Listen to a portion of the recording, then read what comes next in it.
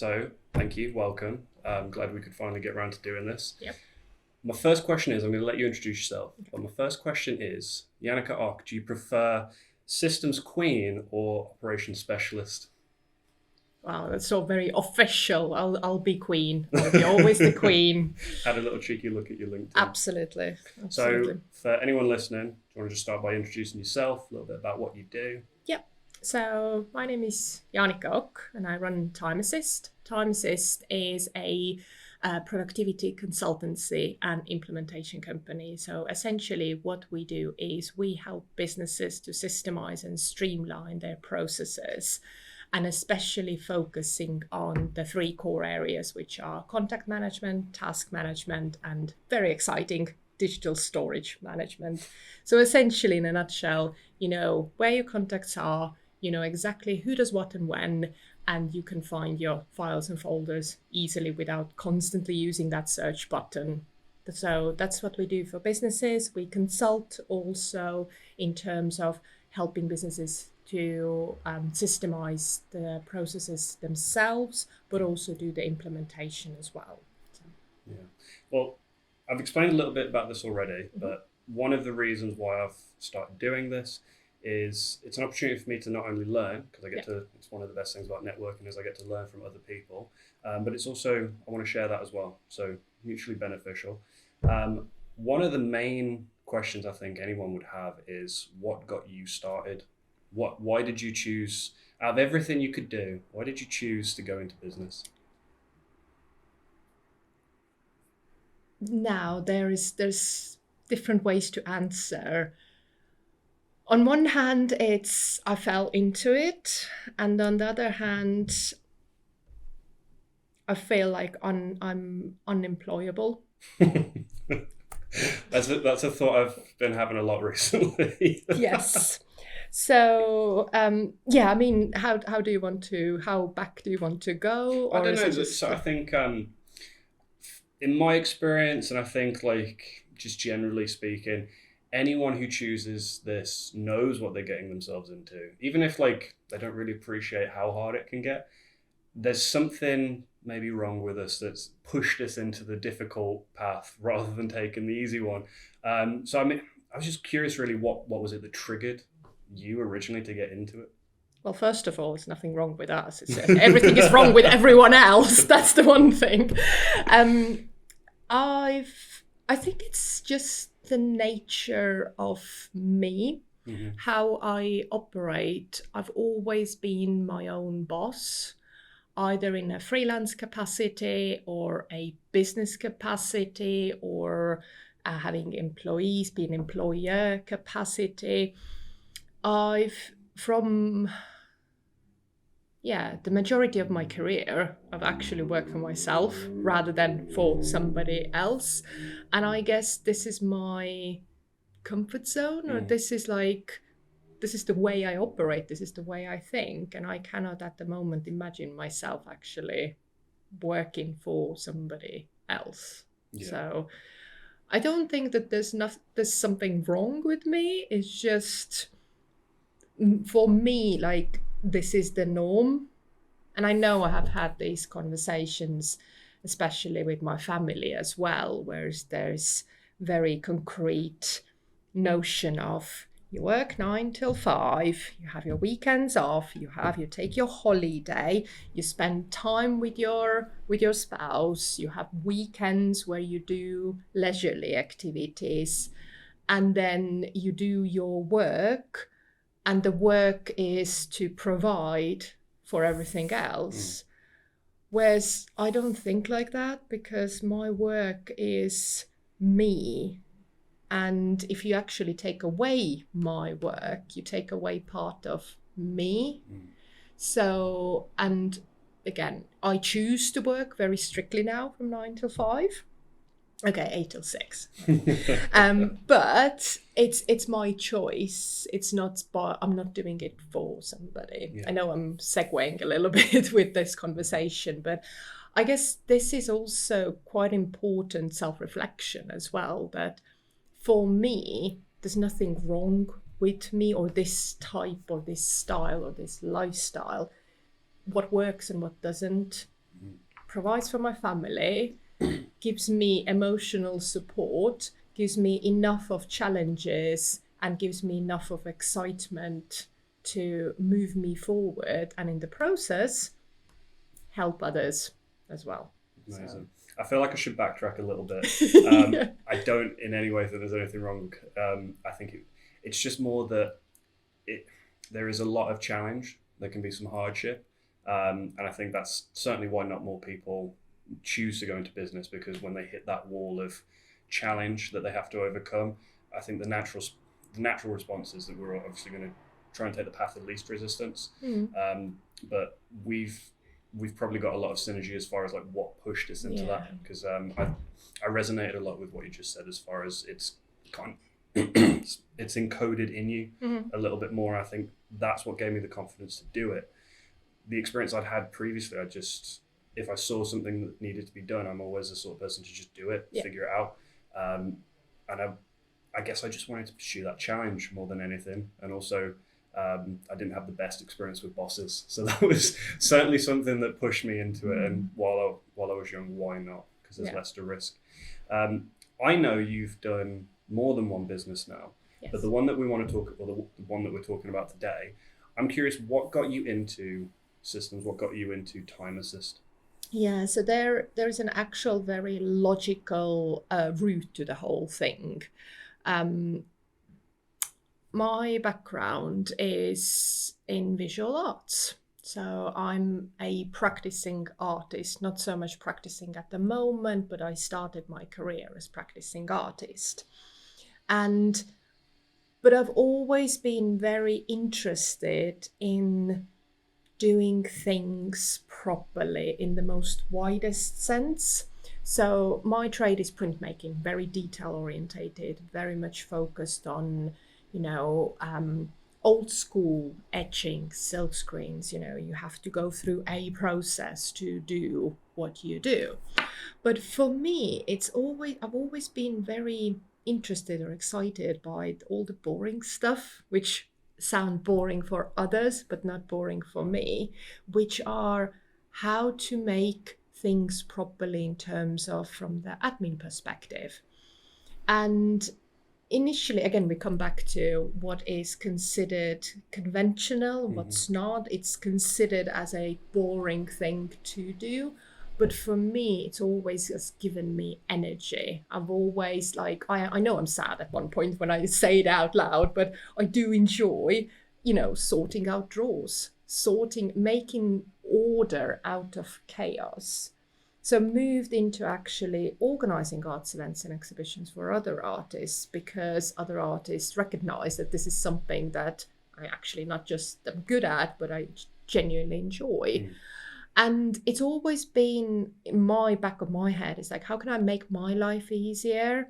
How can I make those Excel spreadsheets more efficient? How can I make these, email management more efficient rather than just doing the work?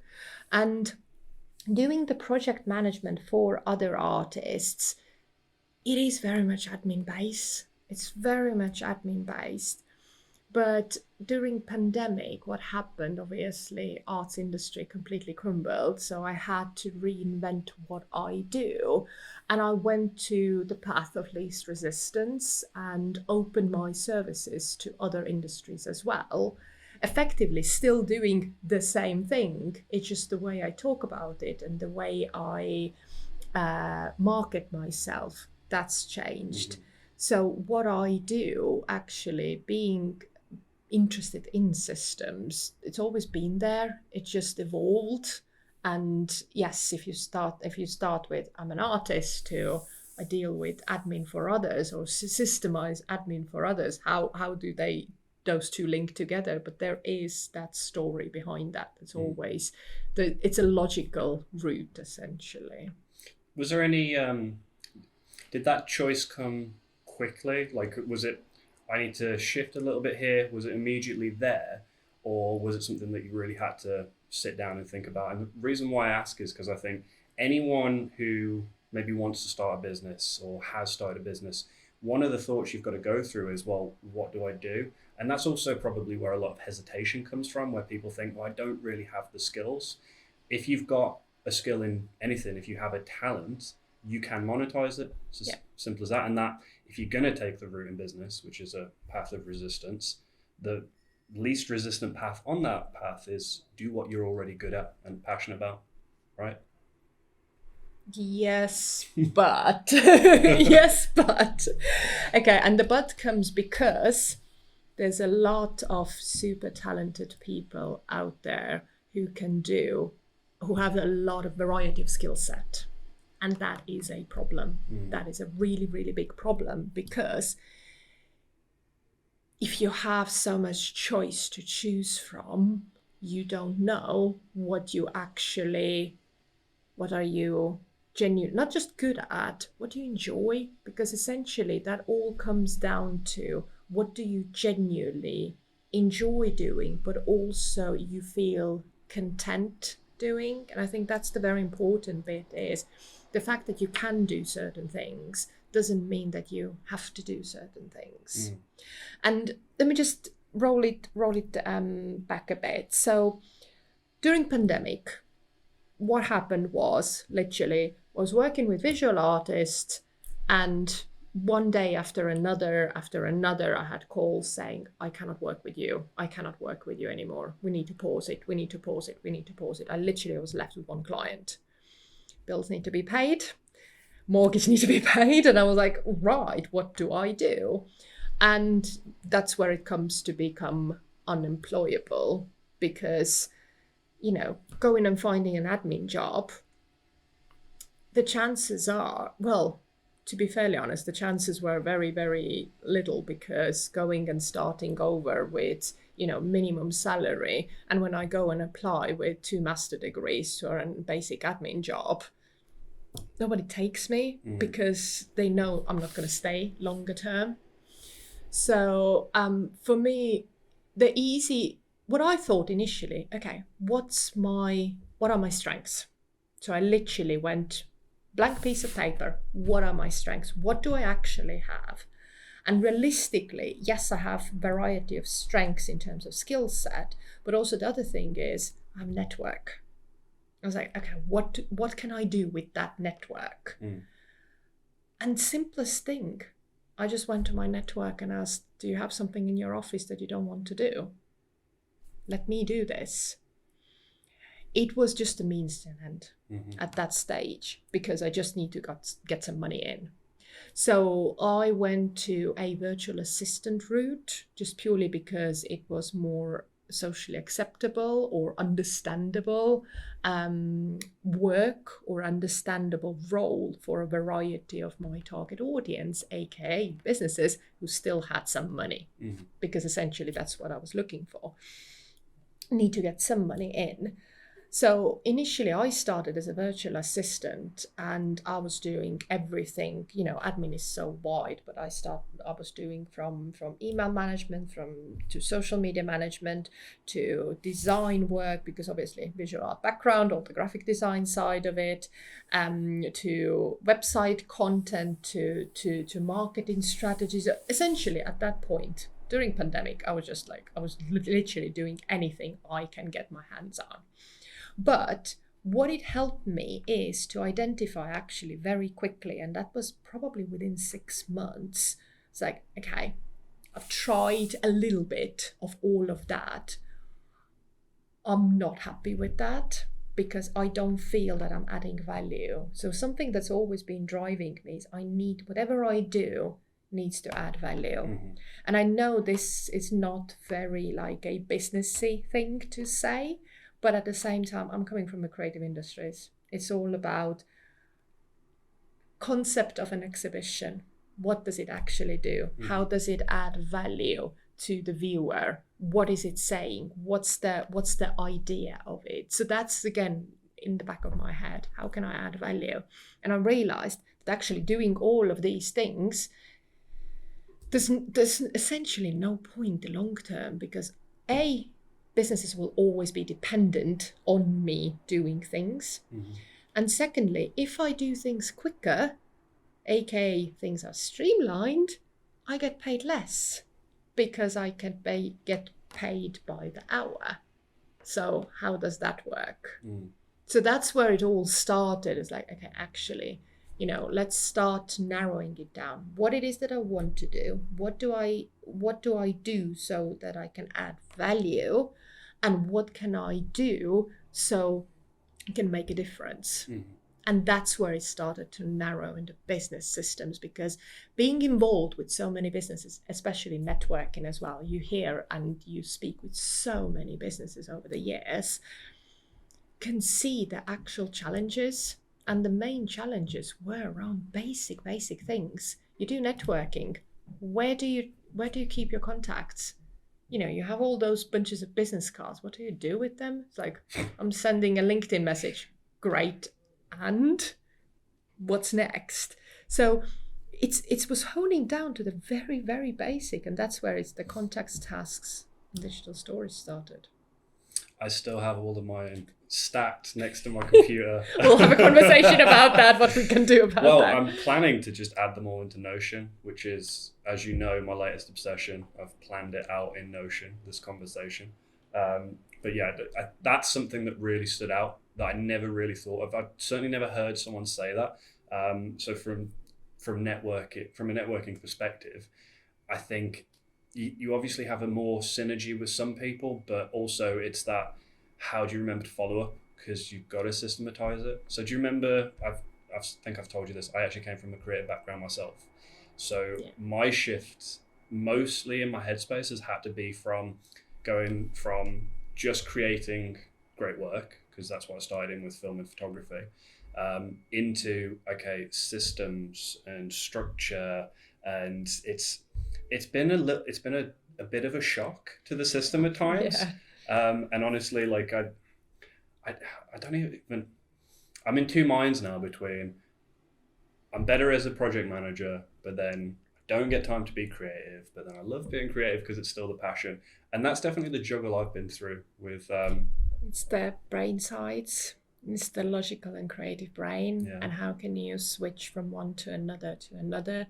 Because although, it's been said that everyone is either one or another, but actually we're all both. Yeah. We're all both, but it's just one part is more dominating at certain time in our lives. Mm-hmm. And then it changes other way as well. And I guess this is the whole thing of, it's not just either you're creative or not. It's not like that. But unfortunately, majority of the businesses we interact, especially here in Midlands, in terms of the small business networks, it's very much of a stereotypical thinking. You're either creative or you're not. Yeah. You're either a chaos or you're organized. You cannot be both. And that's something I want to get through. I do want to get that understanding through, that you can be both successfully, but it's for the purpose. I know it's getting very deep now. Well, you've got me thinking as well, because I'm trying to think, do I know anyone that's both? Because I'm thinking my business partner is not as organized, but creative. I'm really neat and minimal, but I don't know if I was ever the best artist. I don't know, but I don't think I'll say I'm creative. I don't really like toot my own trumpet, but at the same time, I'm not have talent in it. But you've really got me thinking now, as far as where do I sit, and do I know anyone that masters both? Really, because the most creative people I've ever met, they definitely are less organized with, let's just say, their space, how they keep things tidy. It seems to be more effective for their creativity if they're working in a mess. And now we come down to confidence issues. That's what it is.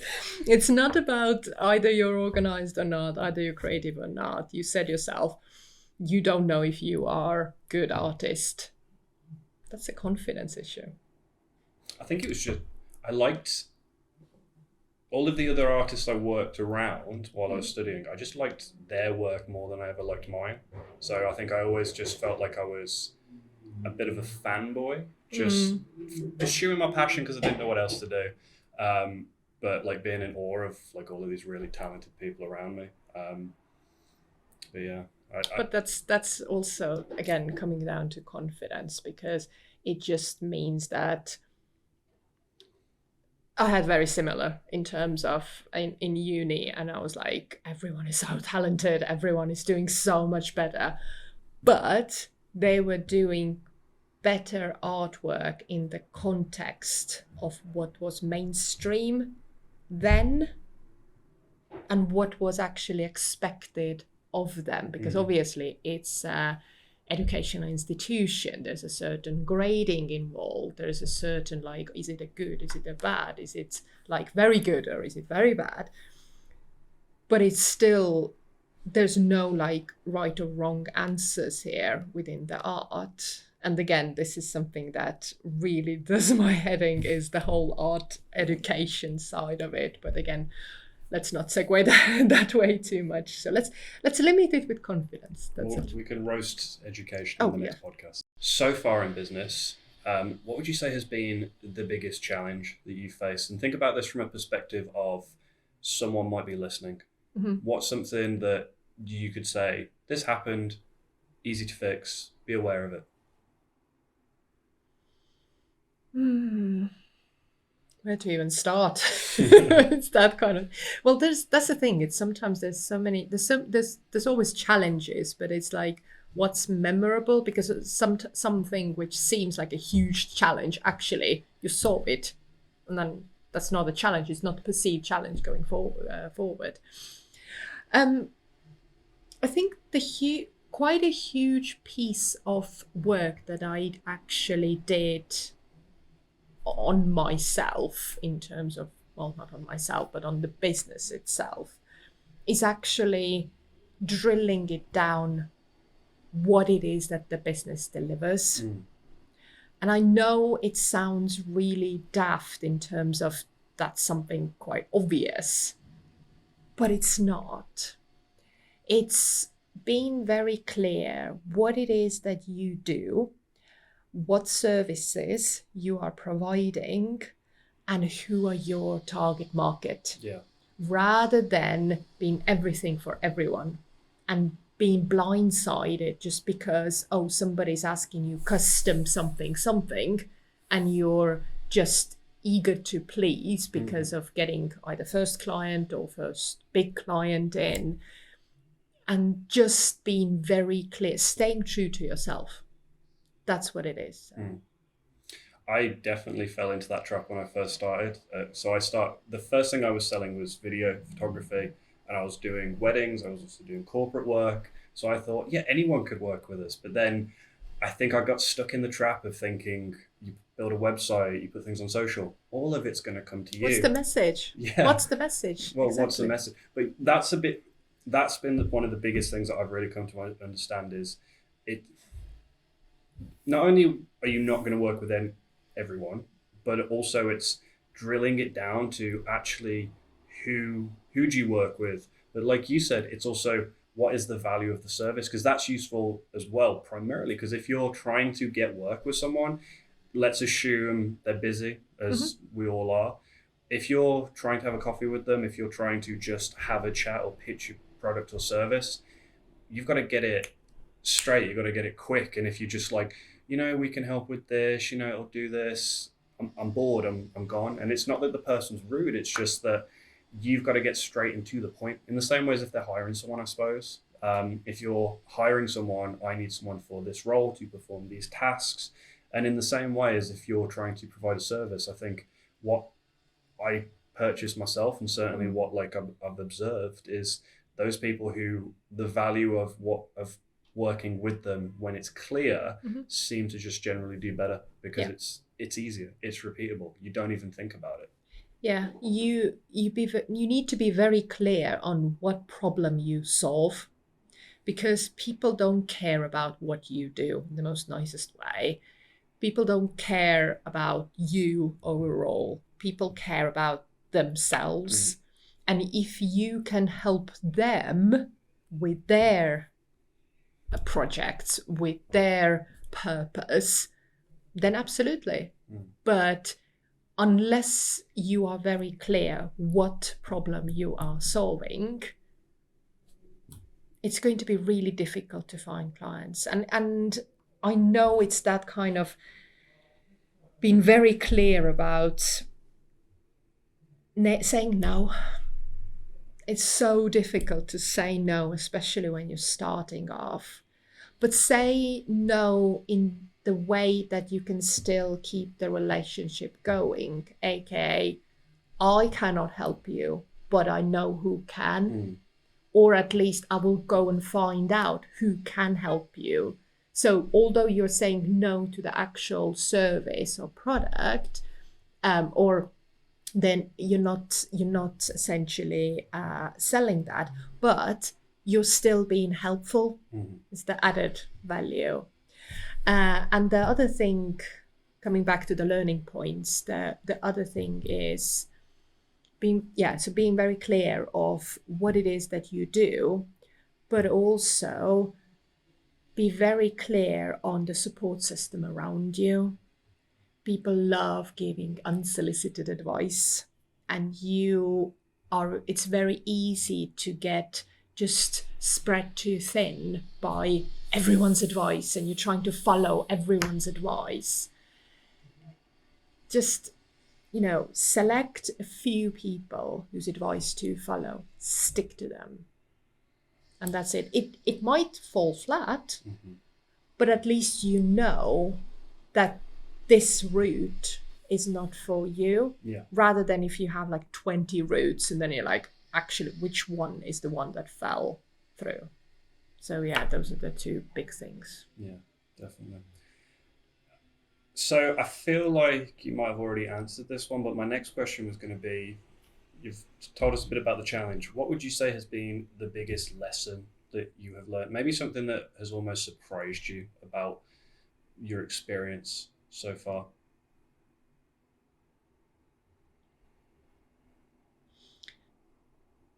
The biggest lesson. Shall I say one of mine when you think? What are you thinking? Again, it's really, I do struggle with the biggest or one thing. I should have started listening books earlier, listening thought leaders earlier. And I'm saying listening here because I'm absolutely rubbish at reading. So I listen books.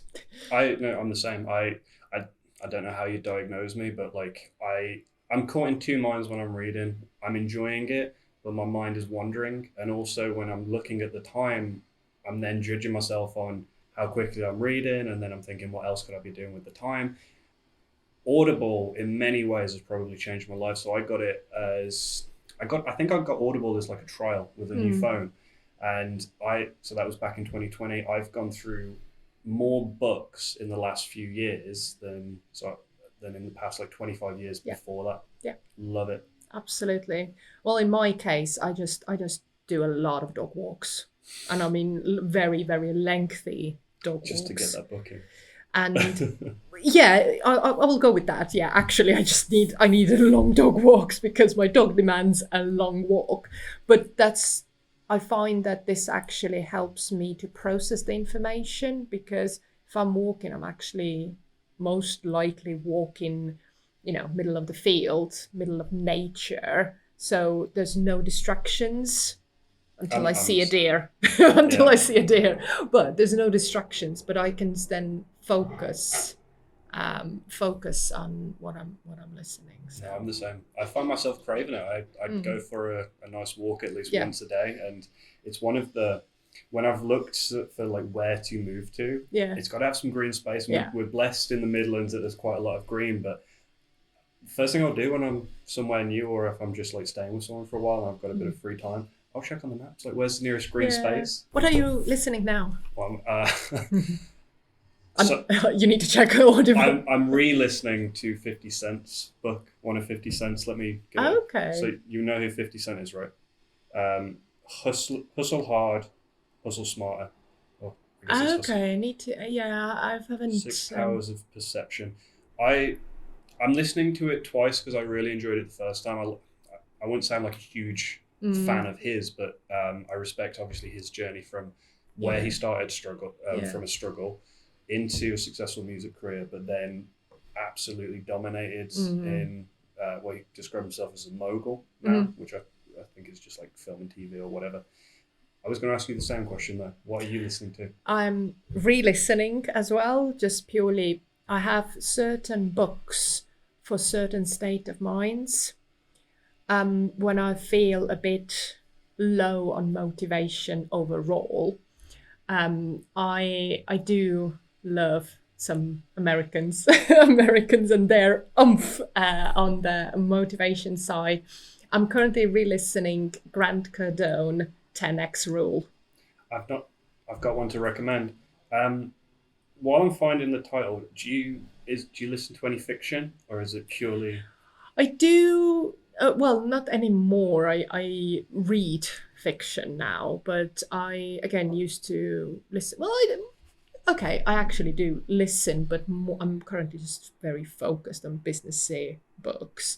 But I do listen a lot of. I used to listen a lot of fiction as well. I've not listened to any fictions yet. I think so. I've got a wish list, and mostly it's just like, well, I don't want to give this credit to a story. I want to learn something.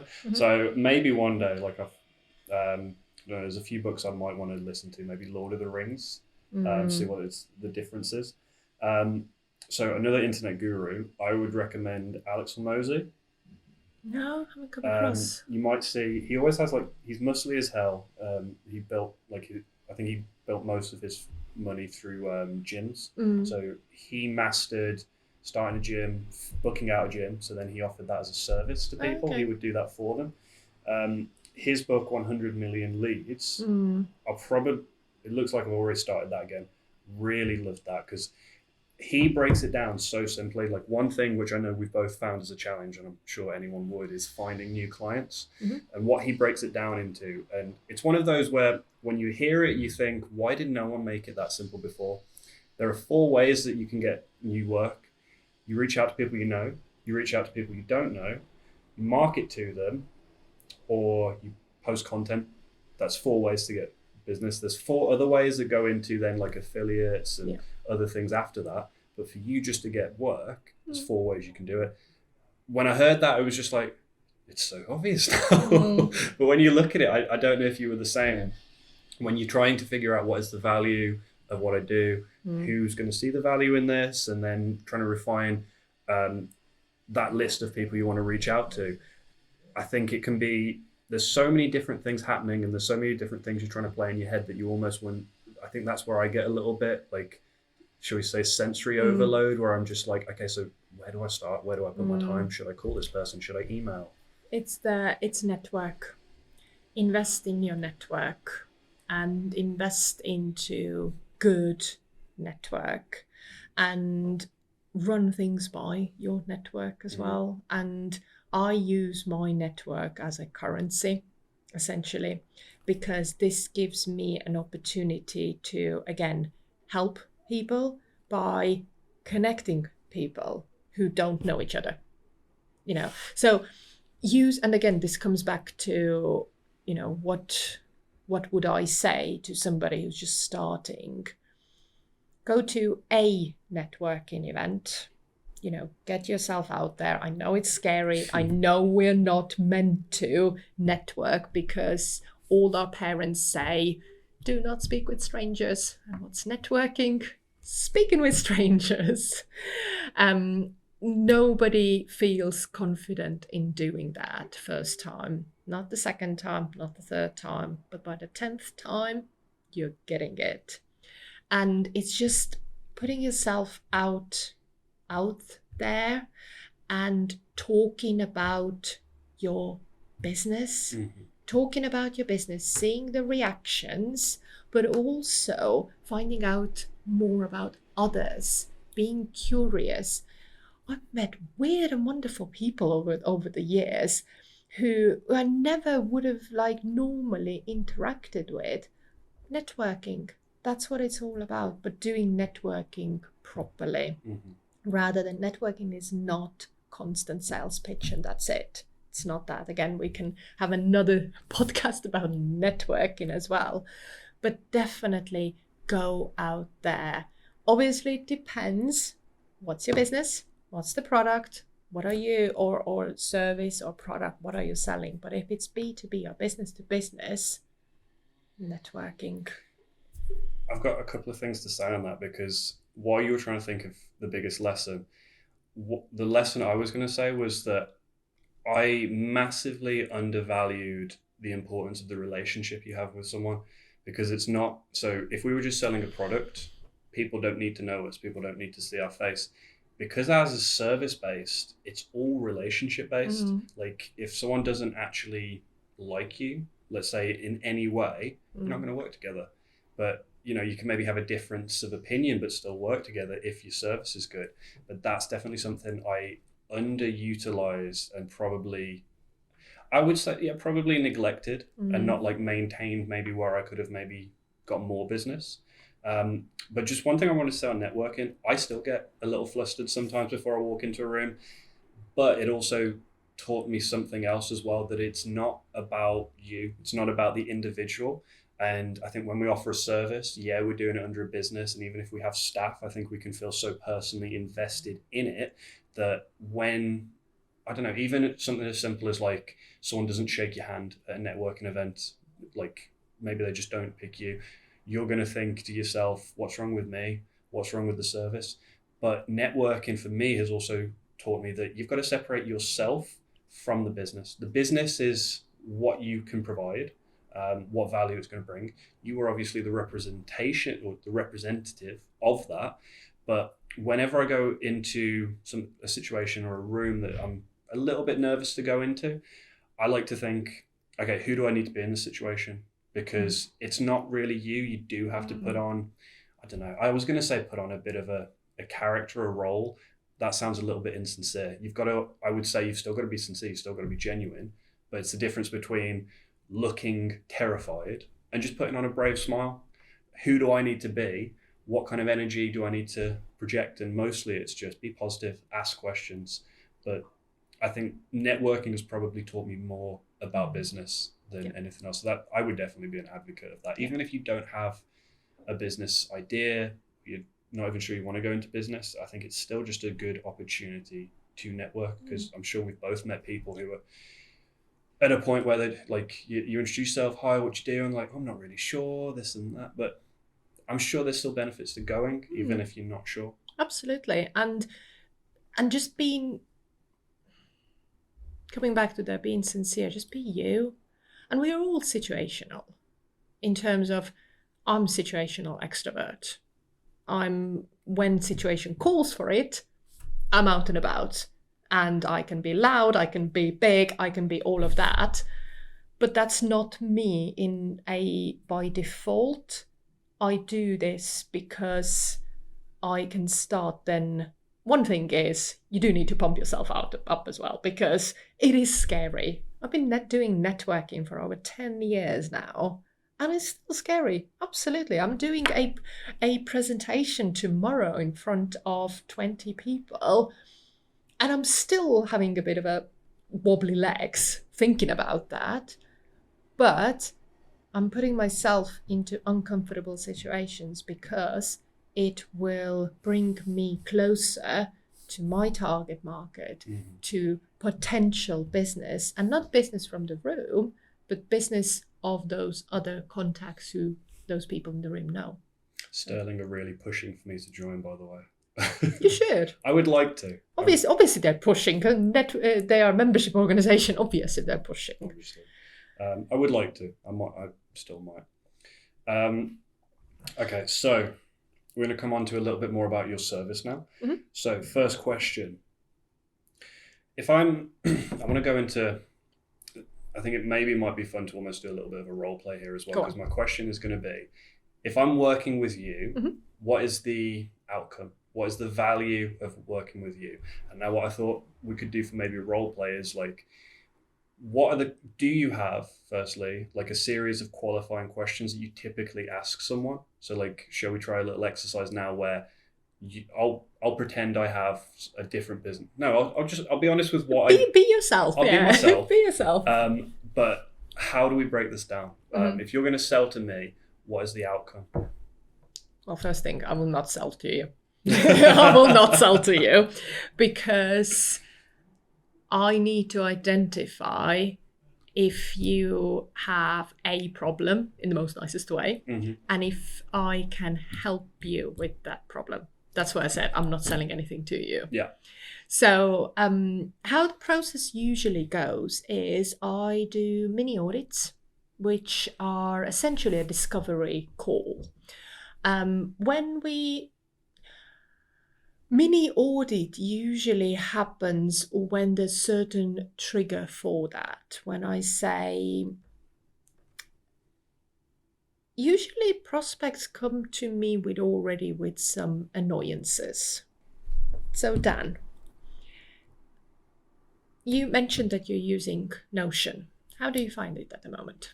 Game changer. What do you use Notion for?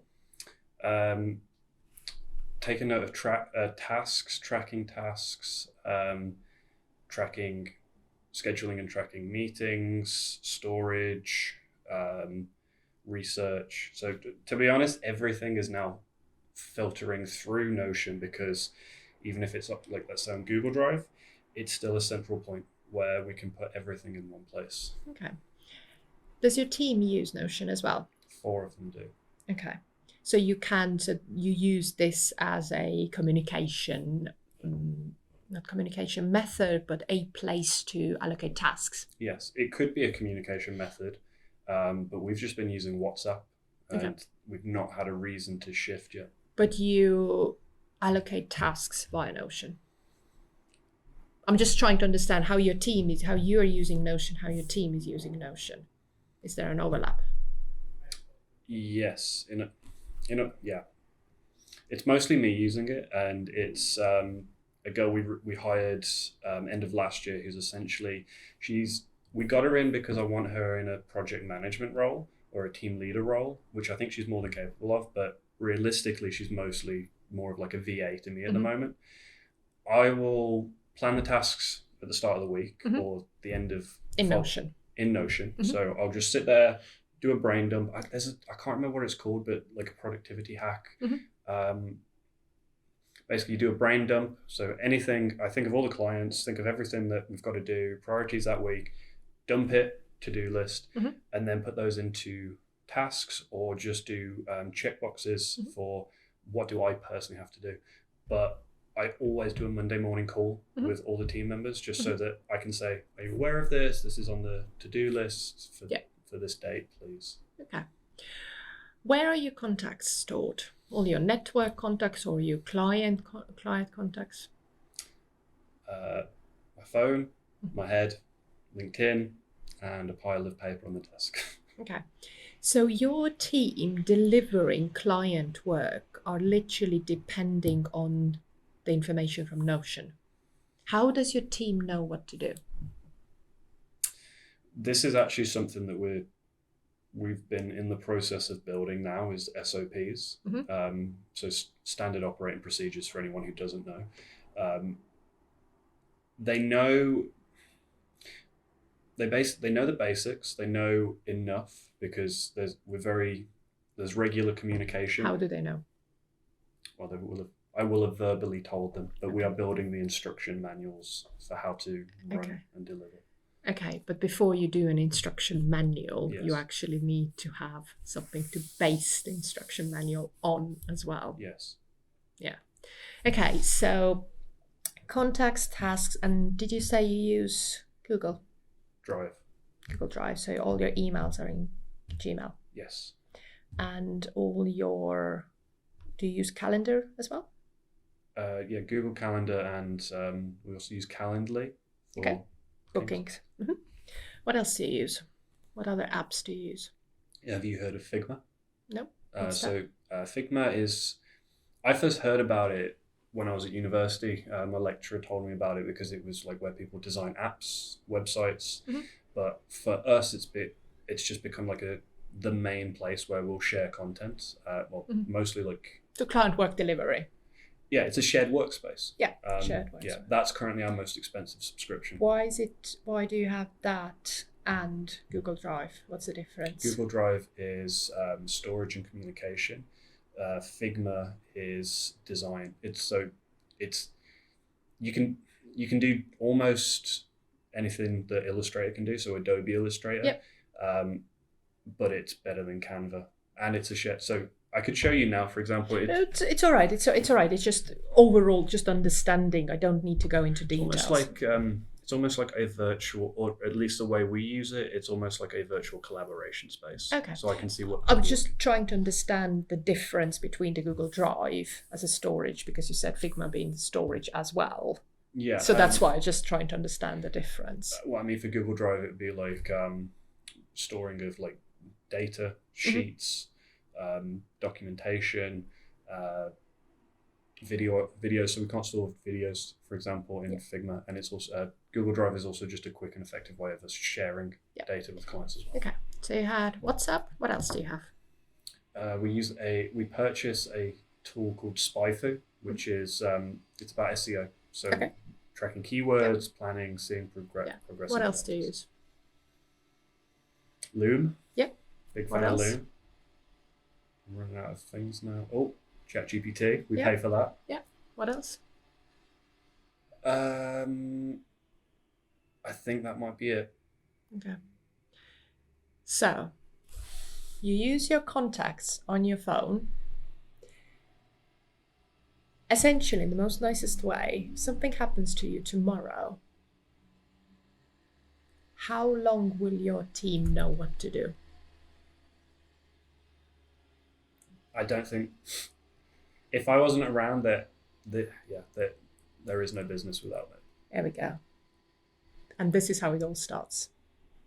So this is how it all starts. So we look at, first of all, contacts, to bring all the contacts in one location, and also making sure that your team who needs access to has access, and it's a central location rather than phone and head.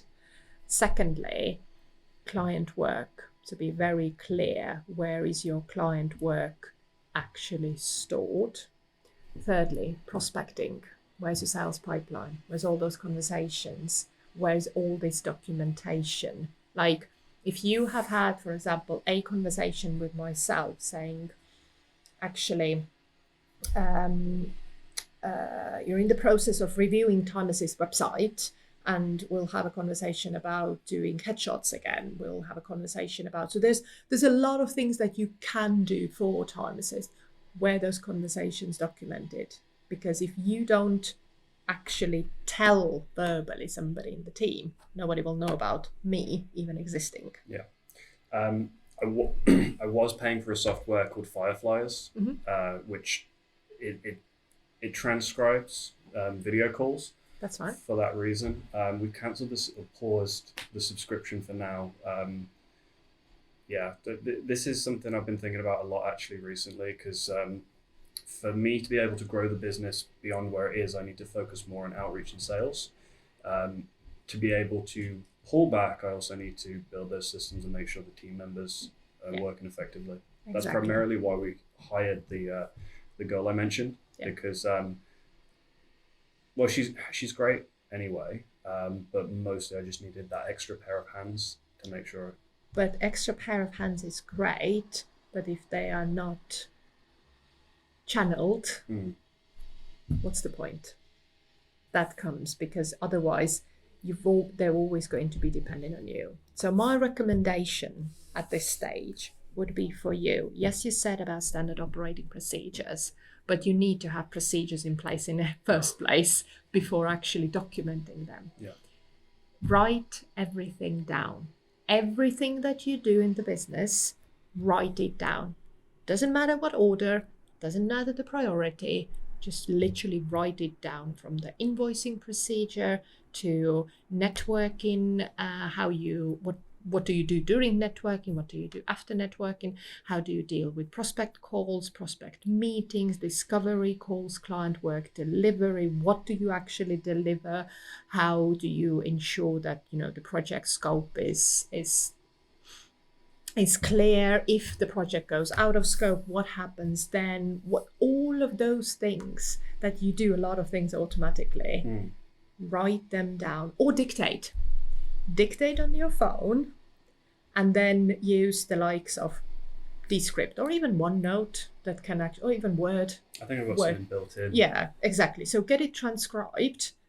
So make sure that you have it written down. And then first of all, you start identifying what are those activities that you're doing just because of inertia and because you've always done things like that, and what are the activities that actually you can standardize. So if you get a Dan 2.0 in the business, he can follow exactly the process, and then you get 3.0 and follow the same process, and then your business becomes out of you and you are separate. Yes.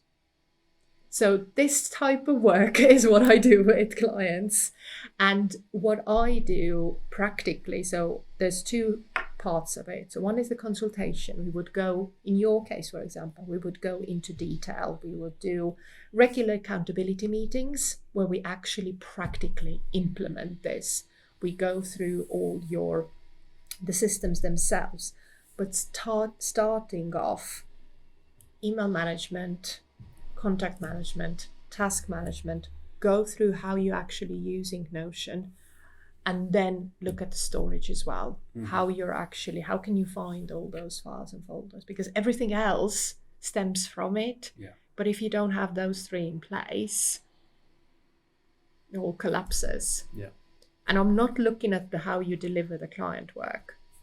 That's your business. But it's those basic things first. So that's what I do. Okay. You've got me thinking a lot now, actually, because... we can book a proper mini audit in as well. We'll do that afterwards, definitely. Okay, so if you were to summarize that then, I've got an idea of so if we were having this as a consultation, I can see really where that value is, but if you were to describe it to someone that you saw as a prospect, how would you summarize the value that you add to a business? The value is actually not summarized by myself. It's actually summarized by the prospect, because it's the avoidance of pain.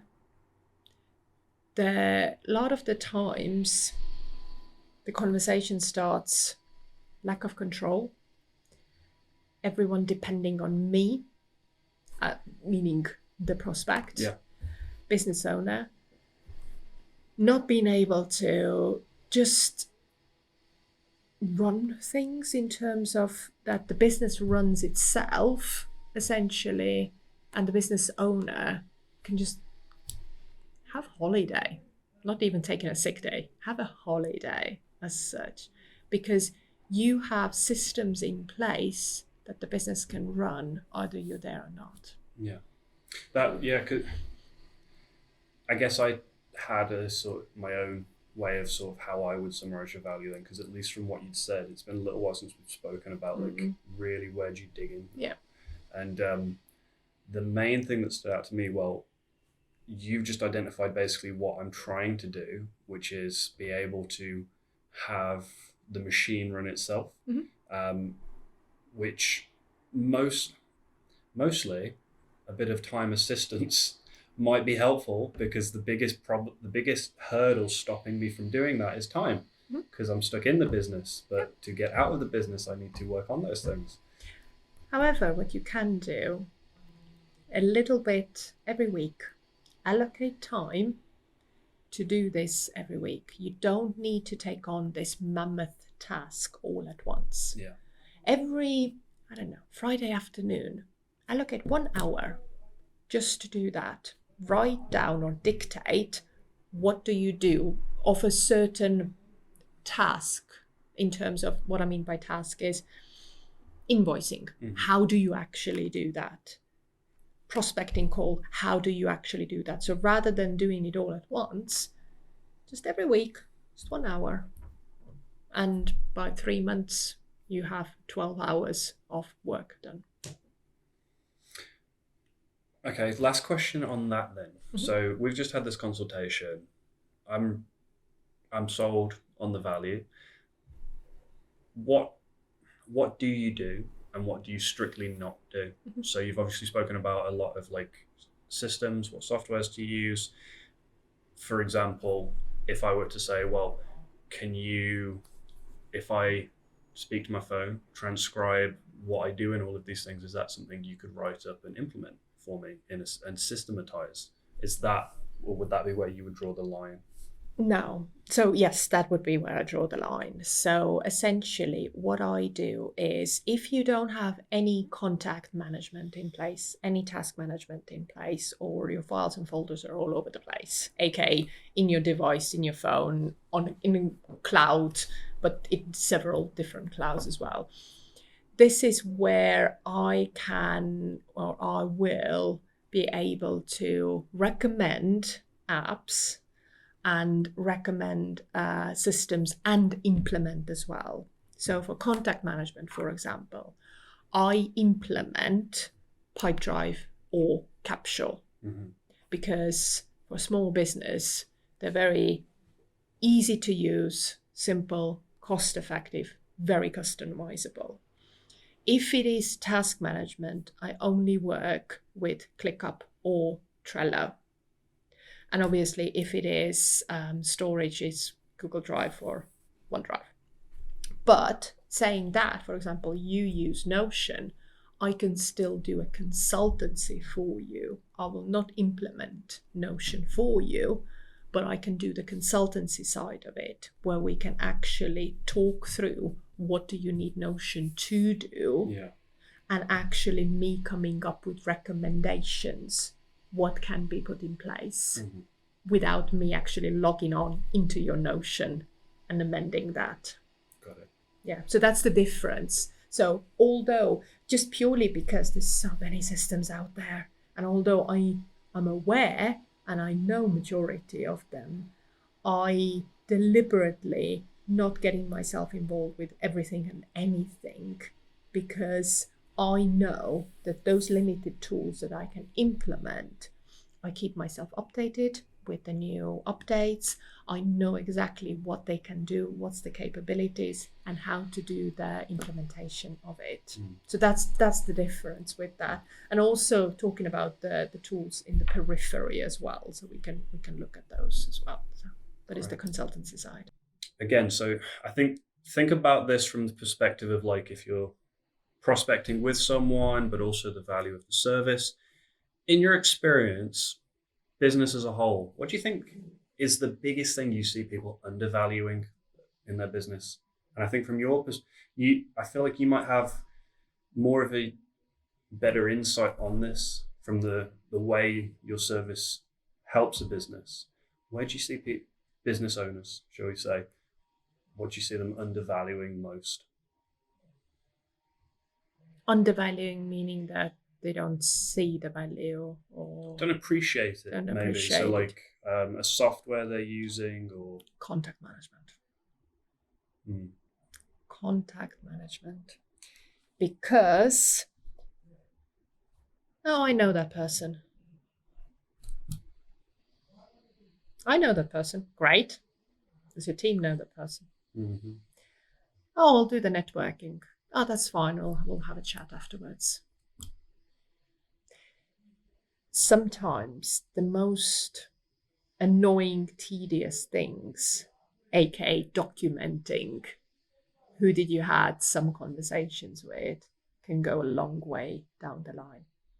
Because I tend to, and I find it so, because it's all relationship building. We come back to the network and the relationship building. I find it so important to document, like, when did I first met the person? Who did I introduce them to?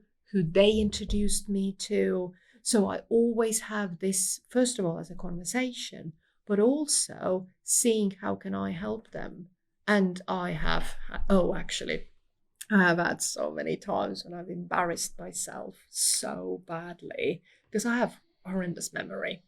I do not remember people. I can have a long conversation and I don't remember. I don't remember the face, the name, everything just goes. And I've always been like that. And I guess that's also one of the reasons why I document everything. But sometimes, especially if I change the CRM system or the contact management system. So remembering people and documenting that, because it goes a long way when you say, oh, it was so lovely to meet you and or see you again. And I know we spoke back in 2017. How much does it actually go towards that relationship? Yeah.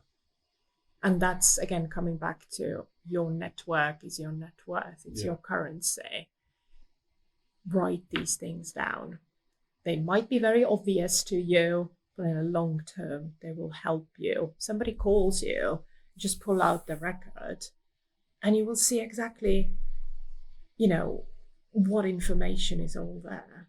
It's very true. I've been thinking a lot about that actually since I've heard you talking about it, because there are times when, because it's not, for me, it's not just about who could I still potentially work with, but it's also when someone says they need someone for this or that, you've met these people, you can't remember their names, where they are. So that's something I want to try and consciously put into Notion as well, and filter it as well. So if I need, I don't know, if I needed another photographer, I've already got like a database of photographers, and then I can go through and remember who they are, check out their work again, and go from there. So that's something that you're the only person I've ever heard talk about that in a systemized way, but it makes a lot of sense. So it's definitely something I need to simple and basic. It's all about that, because in the end, you'll never know who you will have a conversation or who becomes a client or who can be a good introducer down the line, because it's not an instant thing. And your reputation is everything. Your reputation is absolutely everything, and this is how you keep that. Yeah. And sometimes just do it simple. All the CRMs have a mobile app. You're leaving a networking event in a car, just make the notes. They don't have to be like, an essay. Just do even shorthand. It doesn't matter as long as you have something in place. So. It's very true. I need to make a habit of doing that. Yep, absolutely. Okay. What would you say, both what you've seen and what you've experienced, what would you say is the hardest part about running a business? Confidence. Oh, really?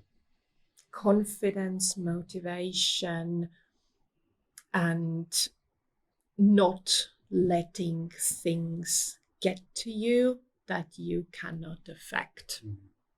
So focus on things that you can change. Don't focus on things you cannot change. But those things that you cannot change usually are very emotional. And depends on a person, but I find it very, very difficult if something is in my head and it just goes round and round and round. And no matter what I do, I cannot focus because I'm still thinking, oh, I should have said that. Why did I say that? Why did I say that? Why did I say that? And then obviously the confidence goes down. And if somebody says something about your business, you take it very personally. And suddenly you're like, what am I doing? And it's that kind of moment when it's just like, I should get a job. It's that kind of like the lowest moment, like I should get a job. But it's confidence and just picking yourself up from those really low moments. And again, leaning to your support network. Mm-hmm. And it doesn't mean that it's your like the closest in terms of your nearest and dearest. Sometimes you need somebody who's not your nearest and dearest, because they will always say things that you want to hear. You need to sometimes have I have a list of people who I can call upon in a certain mindset. And sometimes I'm like, listen, I need your help. Just give me a few minutes and let me rant. And then, do you think I was reasonable or not? And they will say to me as things are rather than what I want to hear. Yeah. So confidence is one thing which is definitely brought me down, or lack of confidence.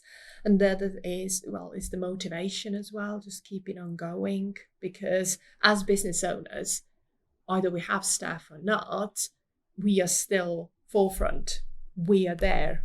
We need to carry on. No matter what goes on in personal life, you need to put the face on and just keep on going, because your team is reliant on you. And that's it. So there are the lonely moments, there are the sad moments, but obviously there are the exciting moments as well. But yeah, the hard part is when your confidence is just so low, when you're just like, oh, what am I doing? But then something else happens, or just use the network, use people. Don't get yourself into that, don't dig that hole. Yeah. I think I'm guilty of that, as I'm sure a lot of people are. For me, biggest challenge is like when we need to bring in more sales, when we need to get those clients. There's different ways to do it. All of them are not guaranteed, quick returns. And then I get caught in that headspace of like, okay, so where do I put this time? But yeah, confidence, I think I maybe kid myself a little bit of actually procrastination is maybe just taking a hit in confidence sometimes. But coming back to the sales, once you have your contact management tool in place and sales pipeline, it will become very factual. Yeah. It's either yes or no. And you will know exactly what proposals are out there and what's the next step. So that's something that the system will help you. I was looking at more of the soft skills, that kind of thing. But if you have, in terms of, yes, sales, absolutely. And especially now with the whole thing of nobody seems to have any money at all. It's constantly seems to have, I'm seeing to have those conversations about, okay, what can you do? What can you do on price? What can you do on price? But I get that. There's a lot of things going on politically and so on. But it becomes very clear. You know where you stand and you have systems in place. So. Absolutely. Okay, so final question. If someone came to you for advice about starting a business, what would you say?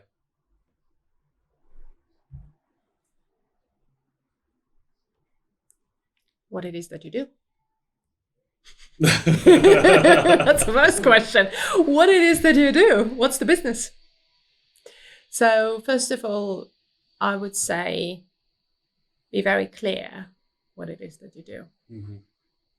And if your answer is, I don't know, then have a plan to come to that clarity. So that's number one. Secondly, get yourself out there. As we said, your network, nobody of us have succeeded completely on our own. Build the network around you.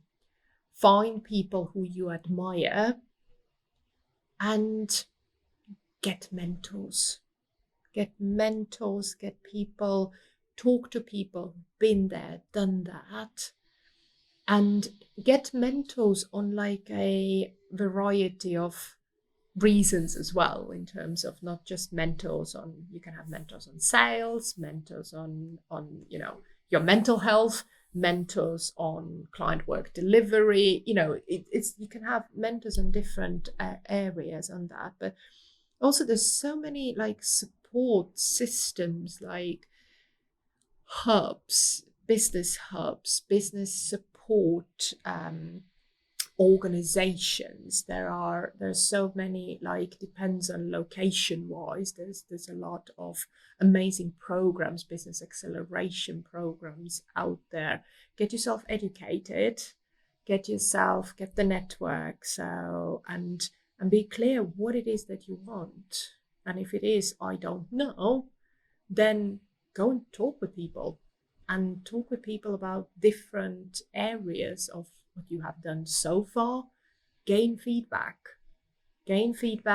trial, error, and change it again. Just do that.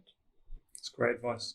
I would agree with that as well. There we go. Definitely have people around you, have good people around you, and share the story, share the journey, and learn from each other. Yeah. And finally, don't wait until it's perfect. What is perfect?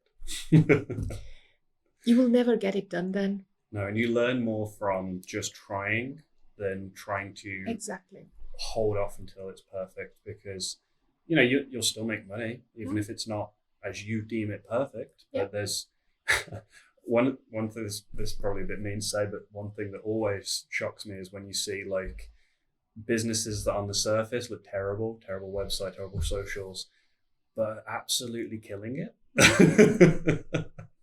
It doesn't have to look great. It doesn't have to be fully formed. But it's the change, the ongoing change that is actually there. Yeah. So it's not just that's it. And people will see that, and just relentless persistency. Just you have to just keep on going. And if things are dragging you down, you keep on going, you keep on pushing. And that's all that you need to do, because business it's not easy. It's not easy. You have to have that, determination and passion. And be stubborn.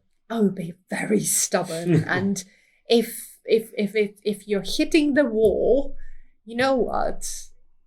The longer you hit, you will actually break it. You will break it. It will take you time. You will, hurt yourself in the process. But if this is a target, you get some help as well on the way.